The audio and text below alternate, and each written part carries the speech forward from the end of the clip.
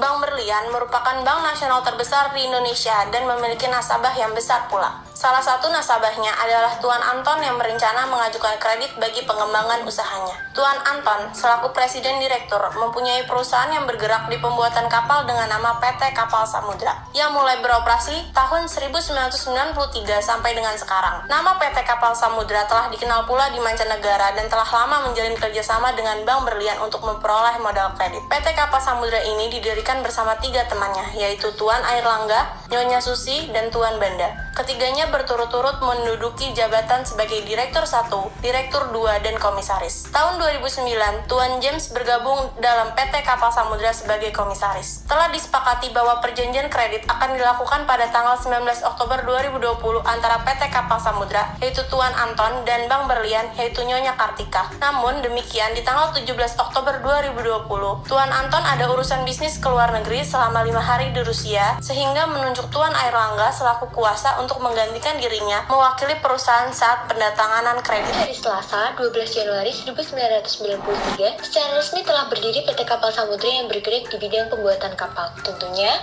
PT Kapal Samudra sudah memiliki akta pendirian yang mana telah mendapat pengesahan dari Menteri Hukum dan HAM Republik Indonesia, sebagaimana termuat dalam surat keputusan tertanggal 12 Januari 1993. Pada tahun 2009, diselenggarakan rapat dan menghasilkan keputusan rapat tertanggal 5 Februari 2009 nomor 3. Akta perubahan telah mendapat persetujuan dari Menteri Hukum dan Hak Asasi Manusia Republik Indonesia tertanggal 6 Februari 2009, serta berhubungan dengan pemberitahuan pencatatan dalam sistem administrasi Badan Hukum Menteri Hukum dan Hak Asasi Manusia Republik Indonesia tertanggal 6 Februari 2009. Bank Berlian Cabang Semarang yang dipimpin oleh Nyonya Kartika dengan surat kuasa direksi tertanggal 14 Maret 1987 nomor 13 dan akta penegasan wewenang dan kuasa tanggal 21 Agustus 1992 nomor 63 serta berdasarkan anggaran dasar perseroan beserta perubahan-perubahannya yang terakhir sebagaimana termaktub dalam akta 25 April 2017 yang telah diterima dan dicatat oleh Kementerian Hukum dan Hak Asasi Manusia Republik Indonesia dengan suratnya tanggal 17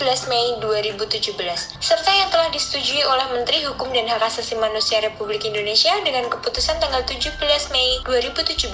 Karena Tuan Anton selaku Presiden Direktur PT Kapal Samudra yang berencana mengajukan kredit bagi pengembangan usahanya, maka ia bekerja sama untuk membuat perjanjian kredit dengan Bank Berlian yang dilakukan pada 19 Oktober 2020. Yang pertama, Tuan Anton sebagai Presiden Direktur PT Kapal Samudra ingin mengembangkan usahanya. Yang kedua, bekerja sama dengan Bank Berlian untuk memperoleh modal kredit. Yang ketiga, dalam penandatanganan kredit dilakukan oleh kuasa dari Tuan Anton, yaitu Tuan Airlangga sebagai Direktur 1 PT Kapal Samudra dikarenakan Tuan Anton ada urusan bisnis ke luar negeri. Yang keempat, perjanjian kredit akan dilakukan pada tanggal 19 Oktober 2020. SKMHT merupakan sebuah surat yang berisi pemberian kuasa yang dibuatkan atau diberikan oleh pemberi agunan atau pemilik tanah. Dalam hal ini adalah developer sebagai pihak pemberi kuasa kepada kreditor selaku pihak penerima kuasa guna mewakili pemberi kuasa melakukan pemberian atas hak tanggungan kepada kreditor atas tanah milik pemberi kuasa. Maka semua bentuk kuasa yang diberikan oleh developer kepada kreditur adalah untuk mewakilinya guna menjaminkan tanah miliknya. Jika pemberian jaminan ini dilakukan dengan dibebani hak tanggungan, maka surat pemberian kuasa tersebut masuk ke dalam SKMHT. SKMHT dibuat oleh notaris dikarenakan persyaratan untuk membebankan hak tanggungan oleh kuasa harus dengan akta. Yang kedua ada APHT.